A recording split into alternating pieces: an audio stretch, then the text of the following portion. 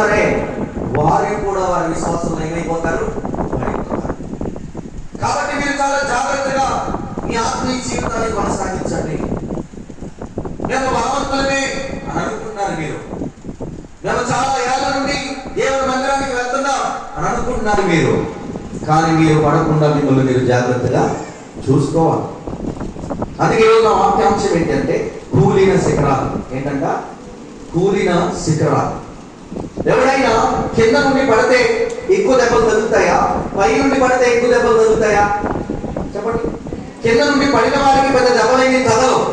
కానీ శిఖరం అంచులోకి వెళ్ళిన నీ విశ్వాసం పడింది అని అంటే నీకే ఎక్కువ దెబ్బలు తగులుతాయి, నీకే ఎక్కువ అవమానాలు తగులుతాయి, నీకే ఎక్కువ ఒక ఉన్నతమైన భక్తి శిఖరంలో ఎక్కిన నీవు ఉన్నతమైన స్థితి నుండి పడితే కింద వాడి కంటే పైన ఉన్న నీకు ఎక్కువ దెబ్బలు తగులుతాయి.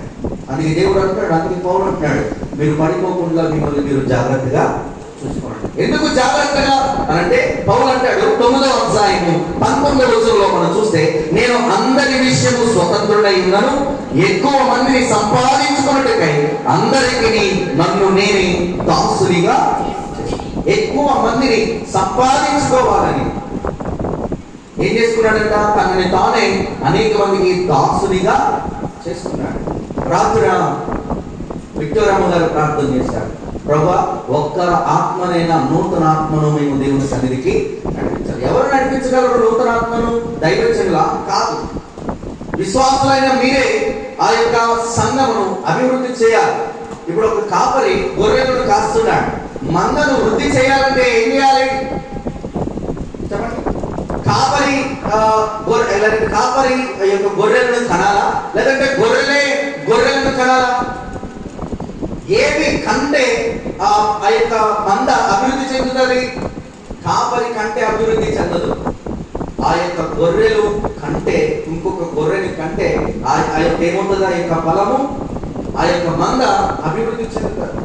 రోజున కాపరి వచ్చిన వారిని బలపరుస్తాడు, రావాలి అనుకున్న వారిని మీరు బలపరచాలి.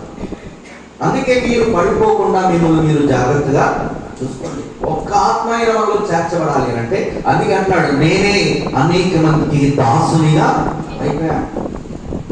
నేనే దాసునిగా అయిపోయాను. ఇంకా అంటాడు 20వ వచనంలో మనం చూస్తే, యూదులను సంపాదించుకున్నటకు యూదులకు యూదుని వలె ఉంటుంది. ఎలా ఉన్నాడట? యూదులను సంపాదించుకోవడానికి పౌలు ఎలా అయిపోయాడట? యూదుల వలె అయిపోయాడు. ఎస్, మనం సీనియర్లు అవ్వచ్చు, కానీ కొంతమంది జూనియర్ని మనం దేవుని వైపు నడిపించాలి.